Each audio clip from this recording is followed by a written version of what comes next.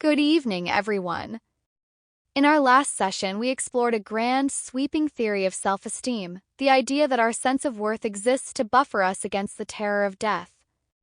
Tonight, we turn to a very different account, one that is perhaps less dramatic but deeply grounded in the everyday texture of human life. It suggests that self-esteem is not a shield against mortality, but something far more immediate, a gauge of our social belonging. We will explore sociometer theory, examine how group status shapes our sense of worth, and consider the tools psychologists use to measure the elusive thing we call self-evaluation. Along the way, we will meet people navigating loss, reinvention, and the quiet struggle to know their own worth. Part 1. The Sociometer, a Gauge of Belonging. Sociometer theory, developed by Mark Leary and his colleagues, proposes a radical reframing of self-esteem. It argues that self-esteem is not an end in itself, not a psychological vitamin we seek for its own sake. Instead, it functions as an internal monitor, a sociometer that tracks our level of social acceptance and belonging. When we feel included, valued, and connected, our self-esteem rises. When we detect signs of rejection or exclusion, it drops sharply. The purpose of this system is to alert us to threats to our social bonds, because for our ancestors, social exclusion was a death sentence. From this perspective, self-esteem correlates strongly with reduced anxiety over social rejection. Research consistently shows that social exclusion depresses self-esteem. And high self-esteem signals not that we have conquered the fear of death, but that we have conquered the threat of loneliness. We are safe among our people. Let me show you this through the life of Marcus. He had spent his career as a high school principal, surrounded by students, teachers, and parents. His days were thick with interaction and the quiet daily feedback that he mattered. In retirement, the silence was deafening. He no longer received those signals of social acceptance.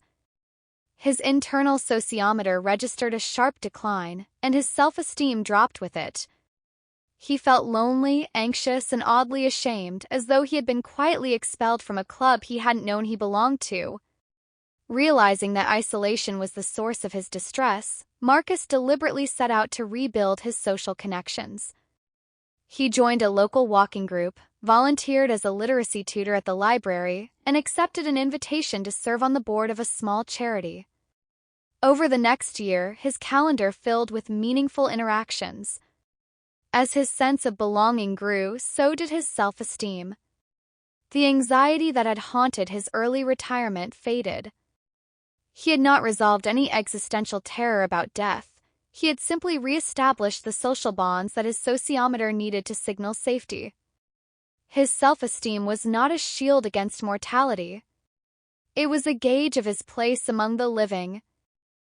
Part 2. Group Status and the Social Self. Our self-esteem is not only shaped by whether we belong, but also by the status of the groups we belong to. Social identity theory tells us that our groups define part of who we are, and the standing of those groups feeds directly into our self-worth. People strive for membership in prestigious groups, or they seek to enhance the status of the groups they are already part of. The strategies available depend on the circumstances. If group boundaries are permeable, if it is possible to move from a lower status group to a higher status one, people may choose individual mobility, leaving the devalued group behind. If boundaries are fixed, people may redefine their group's attributes in a more positive light, or engage in direct competition with outgroups to improve their standing. Maria grew up in a low-income, working-class neighborhood. She always felt the quiet stigma attached to her family's circumstances. Her accent, her hand-me-down clothes, her parents' manual labor marked her as an outsider in more affluent circles. Her self-esteem was tethered to this low-status group identity, and she often felt shame when interacting with people from wealthier backgrounds. When Maria earned a scholarship to a prestigious university, she saw an opportunity. The boundary between her working-class background and the middle-class professional world was permeable. Education offered a path upward. She began to distance herself from her origins, adopting the speech patterns, dress, and social habits of her new, higher-status peers.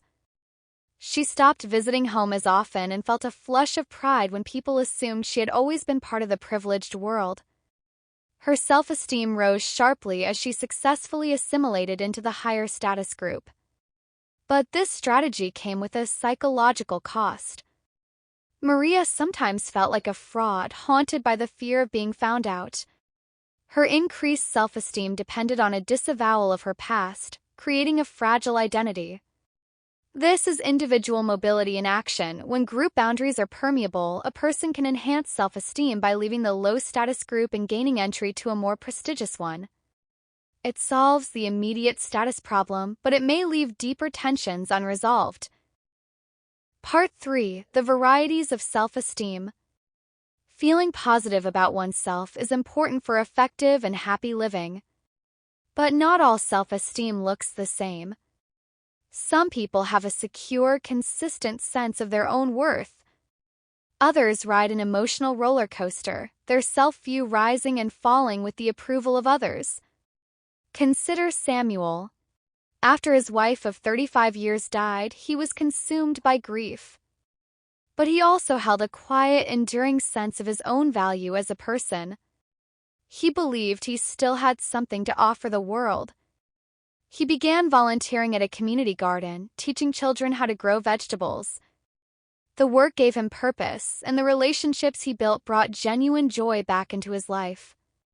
He still missed his wife deeply, but his positive self-regard allowed him to accept happiness without guilt. His self-esteem was not grandiose. It was a steady, warm conviction that he mattered, and it opened the door to a fulfilling new chapter. Now, contrast Samuel with Imani, a painter who exhibits in local galleries. She has a quiet, secure sense of her own worth as an artist and as a person. When a critic writes a scathing review calling her work derivative and emotionally flat, Imani reads it carefully. She feels a brief sting but then thinks, "That's one person's opinion. I know what I put into these paintings. My worth isn't determined by a single review." She continues painting the next day with her usual energy. Her self-esteem is consistent and internally anchored. It does not collapse when external validation is withdrawn. Then there is Keisha, who works in luxury retail, where her income depends partly on commission. Her self-esteem is almost entirely contingent on her daily sales figures.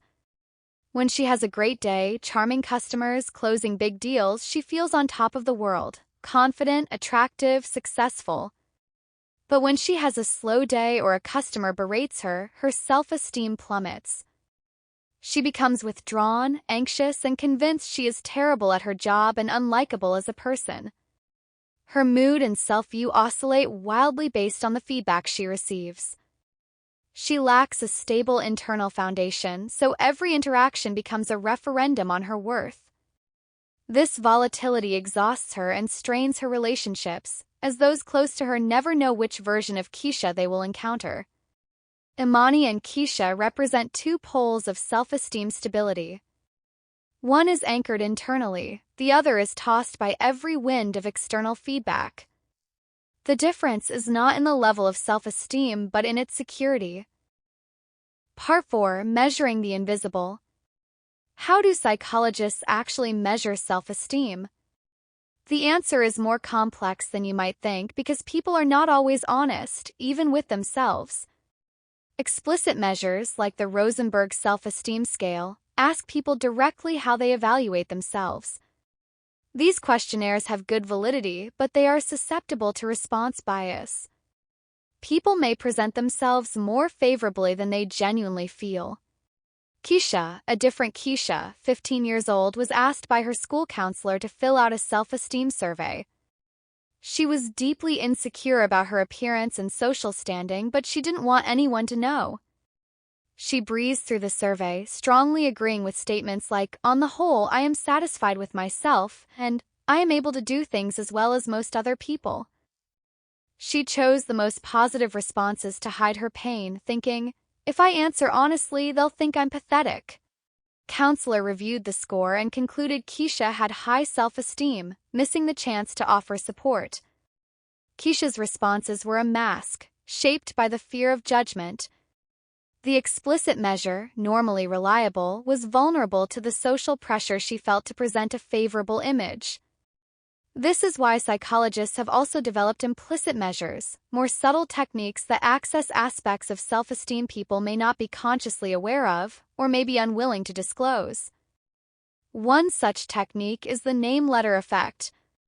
People with higher self-evaluation show greater liking for the letters in their own name and the numbers in their birthday because these are self-relevant. Imagine a small market stall selling hand-painted house numbers. The owner began to notice an odd trend.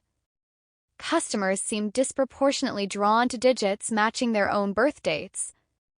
A woman named Rosa, born on the 14th, lingered over the number 14 and said, "I don't know why, but that one just feels right. It looks friendly." A man born on the 3rd picked up the number 3 and remarked, "This one's my favorite, it's got a nice shape." The stall owner, unaware of the psychology, found it amusing. In reality, she was witnessing the name-letter effect extended to numbers. People unconsciously prefer numbers that are self-relevant because the implicit self extends positive feelings to anything associated with it. Rosa didn't know why 14 appealed to her, she just felt a subtle, automatic pull. Another implicit technique uses photography. Participants take 12 photos that tell who you are. Through content analysis, coding for categories like alone or with others, smiling or frowning, researchers can infer aspects of self-perception that words might conceal. However, caution is needed, as smiles may reflect impression management rather than genuine emotion. After his wife died, Thomas joined a support group for bereaved spouses. As part of a research study on identity after loss, participants were asked to take photos showing who you are now. Thomas, a reserved man who rarely spoke about his feelings, submitted a series of striking images. One photo showed a single empty chair on the porch where his wife used to sit. Another showed his hands holding a half-finished crossword puzzle.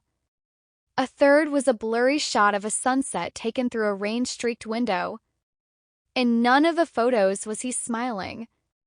The researcher coding the images noted themes of absence, continuity, and quiet sorrow, not depression but a deep, authentic processing of loss. Thomas's photos revealed an inner world that he could not or would not articulate in words.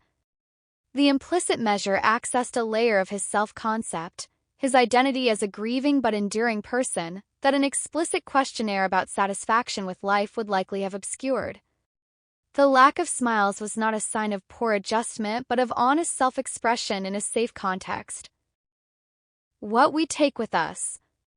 So where does this leave us? Sociometer theory offers a vision of self-esteem that is deeply social. We are not isolated selves building up our worth in private. We are relational beings whose internal gauge rises and falls with the quality of our connections. Marcus rebuilt his self-esteem not by achieving great things, but by finding his people again. Maria sought the esteem that comes with group status, only to discover that leaving one's origins behind can fracture the self in other ways. Samuel, Imani, and Keisha remind us that self-esteem can be a steady anchor or a fragile weather vane, depending on whether it is rooted internally or dependent on the shifting winds of approval. And the measurement of self-esteem teaches us humility. What people say about themselves is only part of the story. Beneath the explicit answers lie implicit preferences, unspoken grief, and the quiet pull of the self toward anything that reflects it back. Perhaps the deepest lesson is this: self-esteem is not a solo project. It is built, sustained, and sometimes wounded in the space between us and others. To know our worth, we must not only look inward but also look around at the quality of our relationships, the groups we belong to, and the quiet signals our sociometer sends us every day. Are we connected? Are we valued? Do we belong? The answers to those questions are, in a very real sense, the answers to the question of who we are. Thank you.